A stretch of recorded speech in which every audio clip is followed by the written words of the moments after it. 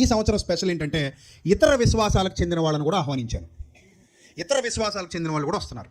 వాళ్ళందరూ 6 రోజులు అక్కడే ఉంటారు. వాళ్ళకి టిఫిన్, మధ్యాహ్నం భోజనం, రాత్రి డిన్నర్ అన్నీ ఉచితంగా పెడతాం. వాళ్ళు తిని అక్కడ ఉండటానికి వస్తువులు కల్పిస్తాం, అన్ని ఏర్పాట్లు చేస్తాం. చక్కగా వాళ్ళు అక్కడ ఉండి వాక్యం నేర్చుకుని వారి వారి గృహాలకు తిరిగి వెళ్ళొచ్చు. ఈ సంవత్సరం ఇస్లాంకి చెందినటువంటి షఫీ గారు కూడా వస్తున్నారు.